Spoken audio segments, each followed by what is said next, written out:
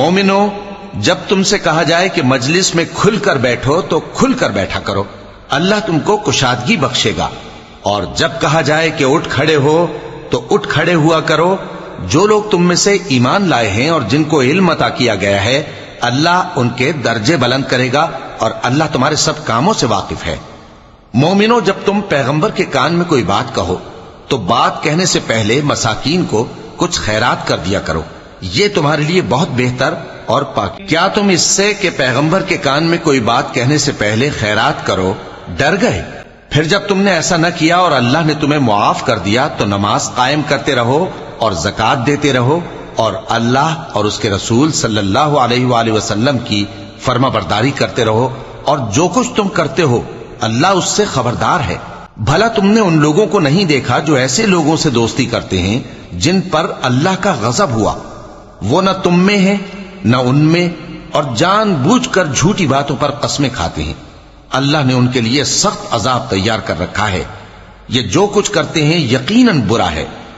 انہوں نے اپنی قسموں کو ڈھال بنا لیا ہے اور لوگوں کو اللہ کے رستے سے روک دیا ہے، سو ان کے لیے ذلت کا عذاب۔ لوگوں سے دوستی کرتے ہیں جن پر اللہ کا غضب ہوا، وہ نہ تم میں ہیں نہ ان میں، اور جان بوجھ کر جھوٹی باتوں پر قسمیں کھاتے ہیں۔ اللہ نے ان کے لیے سخت عذاب تیار کر رکھا ہے، یہ جو کچھ کرتے ہیں یقیناً برا ہے۔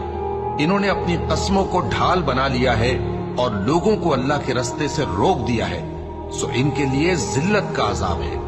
اللہ کے عذاب کے سامنے نہ تو ان کا مال ہی کچھ کام آئے گا اور نہ اولاد ہی کچھ فائدہ دے گی۔ یہ لوگ اہل دوزخ ہیں، اس میں ہمیشہ جلتے رہیں گے۔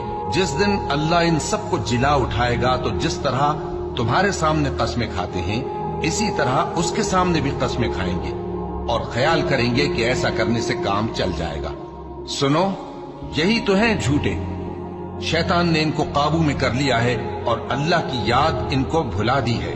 یہ لوگ شیطان کا ٹولہ ہے، اور سن رکھو اس کے رسول صلی اللہ علیہ وآلہ وسلم کی مخالفت کرتے ہیں وہ نہایت ذلیل ہوں گے۔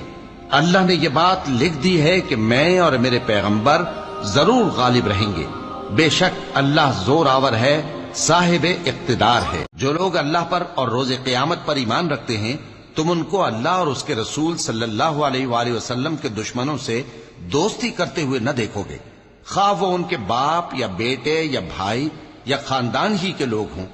یہ وہ لوگ ہیں جن کے دلوں میں اللہ نے ایمان کو نقش کر دیا ہے اور اپنے فیض سے ان کی مدد کی ہے، اور وہ ان کو بہشتوں میں جن کے نیچے نہریں بہہ رہی ہیں داخل کرے گا، جن میں وہ ہمیشہ